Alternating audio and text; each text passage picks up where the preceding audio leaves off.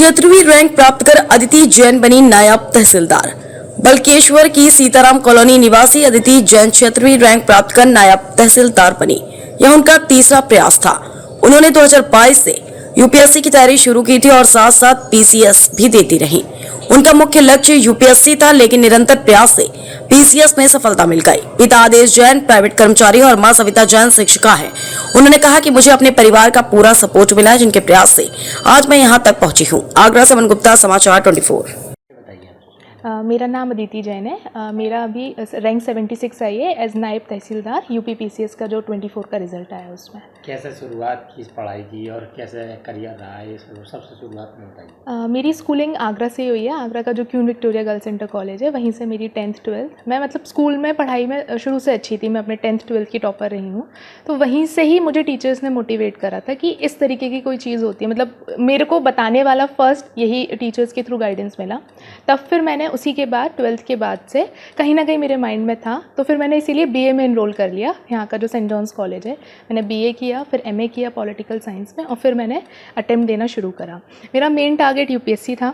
UPSC में UPSC का भी मैंने मेंस लिखा है 24 का, लेकिन 9 मार्क्स से मेरा कट ऑफ क्लियर नहीं हो पाया था। फिर साथ ही साथ मुझे इसके बारे में था यूपी पीसीएस का, तो मैंने साइमल्टेनियसली इसका भी अटेम्प्ट करा। ये मेरा तीसरा अटेम्प्ट था, जिसमें पहला मेंस था और पहला ही इंटरव्यू था, और फाइनली मुझे सक्सेस मिल गई। कैसे किस चीज़ की सफलता, क्या माँ बाप का इतना साथ रहा है, मम्मी पापा का, क्या कहेंगे इसके लिए? हाँ, ऑब्वियसली पेरेंट्स का सपोर्ट होना बहुत ज़रूरी है, क्योंकि ये बहुत लॉन्ग जर्नी है। तो इसमें ऐसे भी बहुत मोमेंट्स आते हैं जहाँ पे आप अपने आप को लो फील करते हो। कभी कभी जब फेलियर मिलता है तो ऐसा लगता है कि अब नहीं होगा, तो उस टाइम पे पेरेंट्स, और मेरा भाई है, उसका भी बहुत सपोर्ट। वो हमेशा ये कहता था कि दीदी बस तुम करती रहो, तुम पक्का कर लोगी। तो वो जो एक लाइन होती है ना कि नहीं दीदी तुम कर लोगी, वो एक बहुत इंपॉर्टेंट रोल प्ले करती है। आज यूथ को क्या कहना चाहेंगे? मेरा यही मैसेज है एस्पिरेंट्स को कि आप मेहनत करते रहिए। एक टाइमिंग होती है, मैं कहूँगी हर किसी के इंसान की एक टाइमिंग होती है, जब आपकी मेहनत और जो डेस्टिनी है, जब दोनों का कॉम्बिनेशन होगा तो रिजल्ट्स आते हैं। लेकिन आपका काम यही है कि आप कंसिस्टेंसी के साथ, डेडिकेशन के साथ अपना हार्डवर्क करिए, एंड फिर रिजल्ट्स आते हैं। जब परीक्षा शुरुआत हुई थी, कितनी मेहनत लगी इसमें, कितना क्या लगा था, कि ऐसा लगता था कि अब निकल पाएंगे कि नहीं, क्या लगता था? मेहनत तो ऑब्वियसली काफ़ी करनी पड़ती है।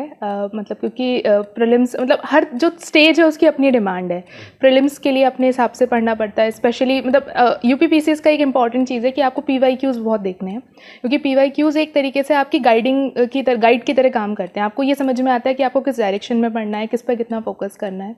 फिर प्रीलिम्स के बाद मेंस में क्योंकि 8 पेपर होते हैं, और 4 दिन में सुबह आपको 3 घंटे लिखना है, फिर आपको 2 घंटे का ब्रेक मिलेगा, फिर आपको 3 घंटे लिखना है। तो अपने आप को इतना मेंटली फिजिकली प्रिपेयर करना कि आप 6 घंटे पेपर लिख सको, और फिर नेक्स्ट डे पेपर है, तो वो अपने आप को प्रिपेयर करना। और फिर इंटरव्यू का एक अपना प्रोसीजर है, अपने आप को चीज़ों को अपडेट करना। तो मेहनत तो खैर है काफ़ी। अपने आप तहसीलदार बनेंगी आप, तो उसके लिए क्या कार्य रहेगा आगे, कैसा कार्य रहेगा, लोगों के बीच जाएंगी आप, उसके बीच में बताइए। मेरा वही रहेगा कि जो गवर्नमेंट की जो पॉलिसीज़ हैं, जो उसका ग्राउंड लेवल पे एग्जीक्यूशन हो, जो गवर्नमेंट का मोटिव रहा है उसको हम जो हमारे जो वल्नरेबल सेक्शंस हैं, जो पुअर सेक्शंस हैं, स्पेशली वुमेन सेक्शंस हैं, उन तक उनके बेनिफिट्स पहुंचाए जाएं। और एक उनको बस ये है कि सहज कर पाऊँ, क्योंकि कई बार उनको ऐसा लगता है कि जो बड़े अधिकारी हैं उन तक पहुँचने में उनको वो असहज फीलिंग होती है। तो बस ये है कि मेरा बस यही रहेगा कि उनको कंफर्टेबल फील कराया जा सके कि गवर्नमेंट उन्हीं के लिए काम कर रही है। आजकल वो बच्चे मोबाइल पे और उसकी ज़्यादा देखते हैं, तो उसकी क्या कहना चाहिए? मोबाइल से बच्चों को कितना दूर रहना चाहिए, या मोबाइल से क्या बेनिफिट? मेरे हिसाब से देखिए बेनिफिट है, क्योंकि ऑनलाइन के आने के बाद से चीज़ें बहुत, मेरी खुद की प्रिपरेशन मोस्टली ऑनलाइन हुई है, लेकिन अब यूज़ पे डिपेंड करता है कि आप किस तरीके से उसका यूज़ कर रहे हैं। अब मैं स्पेशली बताऊं, मैं किसी सोशल मीडिया प्लेटफॉर्म पे एक्टिव नहीं हूं, क्योंकि आपको कंट्रोल करना है, आपके हाथ में है। मोबाइल तो एक डिवाइस है, अब उसका यूज़ कैसे करना है ये आपके हाथ में, पॉजिटिव या नेगेटिव। वो अगर आप उसको सही डायरेक्शन में यूज़ करेंगे तो ये बहुत इंपॉर्टेंट रोल प्ले कर सकता है आपकी जर्नी में। ठीक, थैंक यू।